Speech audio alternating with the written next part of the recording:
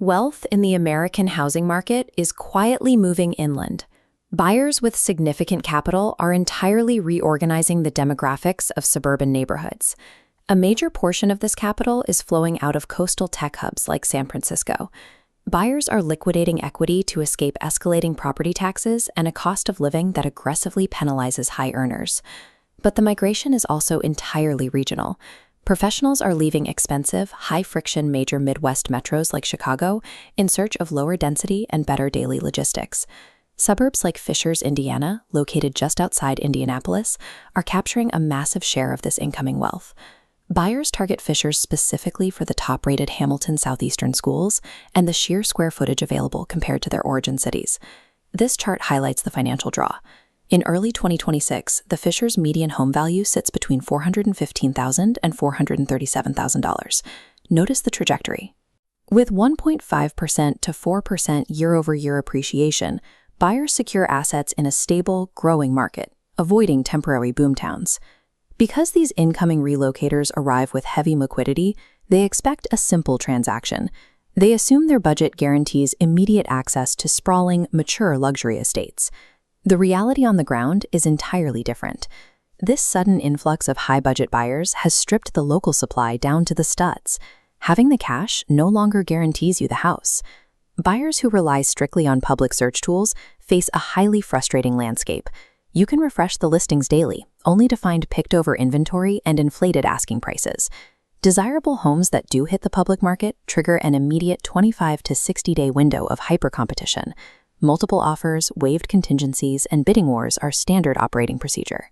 Everyone in this price bracket is fighting over the exact same profile, an established, move-in-ready home sitting on a large lot surrounded by mature oak trees.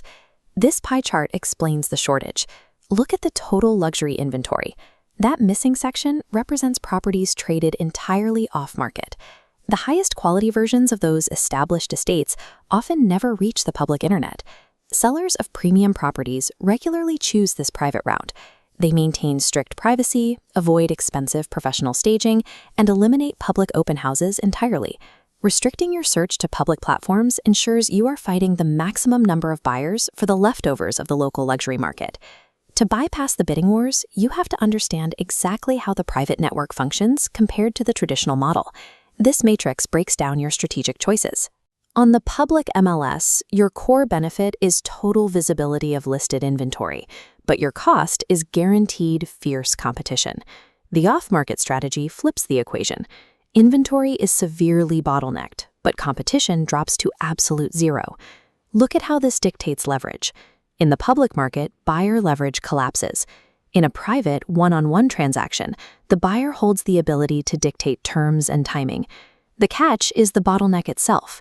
Off-market access is strictly limited by the size, quality, and reputation of your specific agent's local connections. You also lose your browsing freedom. You cannot scroll through hundreds of photos online or spend your weekends touring dozens of open houses. Succeeding here requires an agent who acts as a data-driven specialist. They need the analytical capacity to evaluate long-term property value sight unseen, not just unlock the front door for you. Buying off-market is rarely about securing a massive financial discount. You pay a fair market rate, but you buy back your sanity and guarantee access to premium assets. Buyers arriving in Fishers with budgets of $750,000 or more face a very specific architectural dilemma.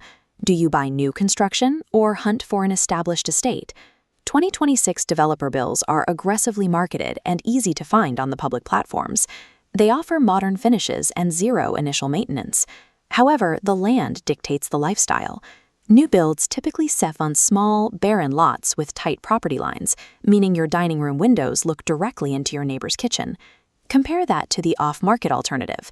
Consider a specific privately traded property in Fishers, a 3,710 square foot estate with 5 bedrooms and 4 full bathrooms, built in 1992. The distinct advantage of this 1992 property is the land. It sits on a 0.29-acre lot with 30 years of mature landscaping and deep community roots, features no developer can replicate overnight. Securing this asset requires a specific trade-off. You must accept the existing 1990s architectural footprint and be willing to execute minor aesthetic updates to match modern tastes. True, compounding property value in suburbs is driven by the land and the maturity of the neighborhood. The space and privacy of a hidden 1990s estate make it a mathematically stronger asset than an easily accessible new build. Your buying psychology dictates which real estate strategy you should deploy. This quadranter maps the decision. The horizontal axis measures tolerance for public competition, and the vertical axis charts the need for an established home. First, the bargain hunter. If you must physically walk through 40 houses before committing, you should avoid off-market specialists and stick to the public MLS. Next, the buyer demanding an untouched developer build, willing to wait months for construction, can bypass the off-market entirely. Finally, the high net worth relocator. You demand top-tier schools, deep privacy, and immediate acquisition. Your objective is to secure a proven 5-bedroom asset on a mature lot without enduring a 30-day bidding war. In highly desirable, low-inventory markets, the most valuable thing you can acquire is the strategic ability to bypass the public market entirely.